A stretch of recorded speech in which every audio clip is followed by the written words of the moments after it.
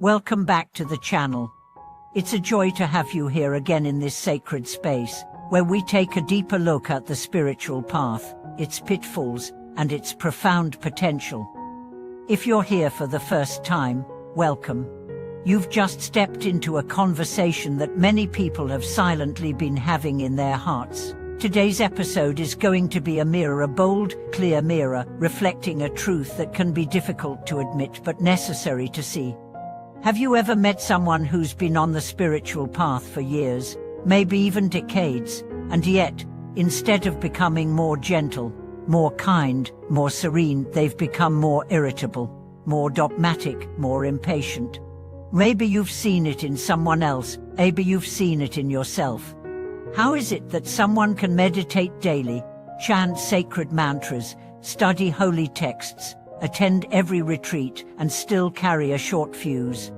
Why do some so-called advanced practitioners seem less approachable, less compassionate, and more egotistical?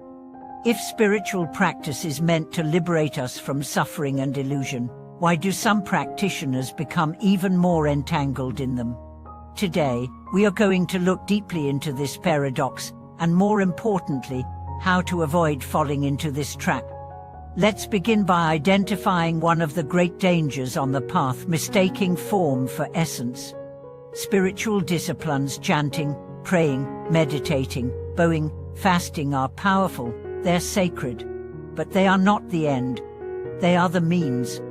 Imagine building a beautiful bridge, piece by piece, stone by stone, but forgetting to walk across it. That's what happens when we become obsessed with the appearance of practice and neglect the transformation of the heart. You can light 1,000 incense sticks, but if you still curse the person who cuts you off in traffic, what have you really lit?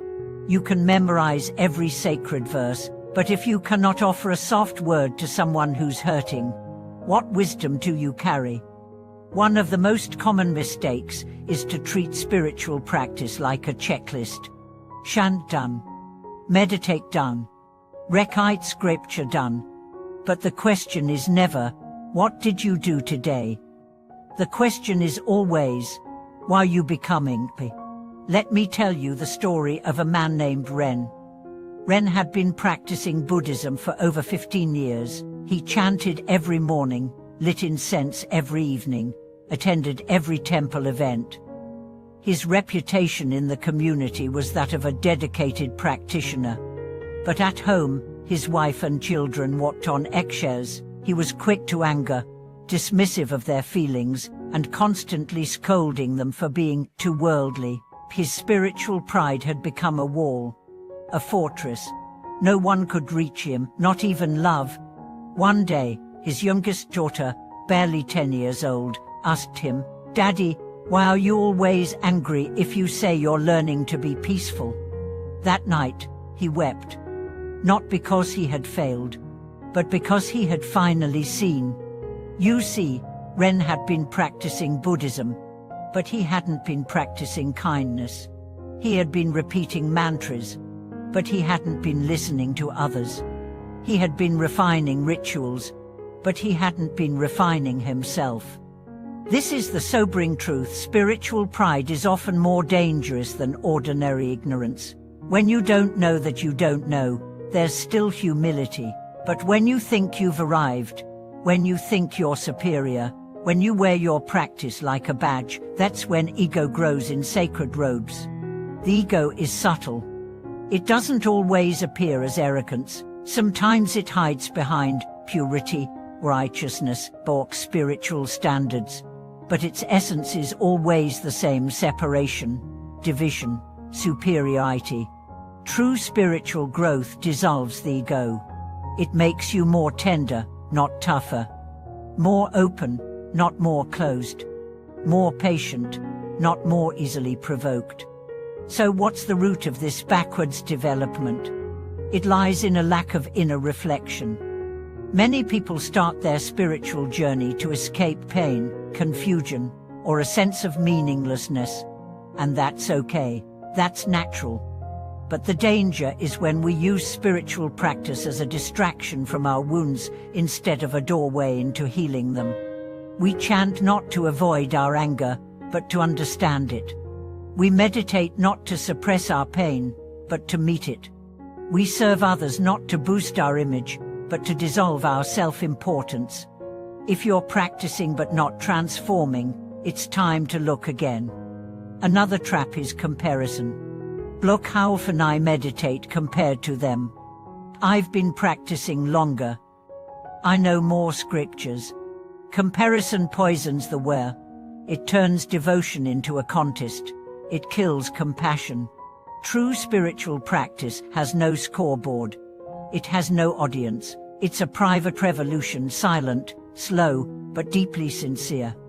And that sincerity shows not in how long you sit in meditation, but in how you rise from it. Are you gentler with your family? Are you more honest with yourself? Are you quicker to forgive? Are you slower to judge? If not, don't be discouraged. Just be honest. Realize that the path isn't about appearing holy. It's about becoming whole. Let's talk about anger specifically. Anger in a spiritual person often arises because they hold themselves to impossible standards. And when others don't meet those standards, the frustration leaks out. But compassion begins with seeing yourself clearly, with all your contradictions, and still choosing to be kind. A spiritual person is not someone who has no flaws. A spiritual person is someone who sees their flaws and continues to grow anyway. You want to know if your practice is working? Ask your spouse. Ask your children. Ask your co-workers. They'll tell you. Not through theory, but through experience. Can they feel your peace? Can they feel your presence? Do they feel safe with you? If not, don't shame yourself. Begin again, and again, and again. Because that's what real practice is, beginning again, each day, with fresh humility and deeper love. Let go of the idea of becoming advanced. Let go of the labels. Just become more aware, more kind, more real. And if you find yourself becoming more angry, more judgmental, more isolated in your spirituality, it's not the end. It's the beginning of a deeper honesty. And that honesty will guide you back. Back to the breath. Back to the heart. Back to the path. Thank you for watching this video. If this message resonated with you, please share it with someone who might be struggling on their spiritual journey. Leave a comment below with your own experience of facing ego on the path. Subscribe, like, and continue walking this road with us as we seek not perfection, but presence. Until next time, keep your heart open, your ego humble, and your practice rooted in love.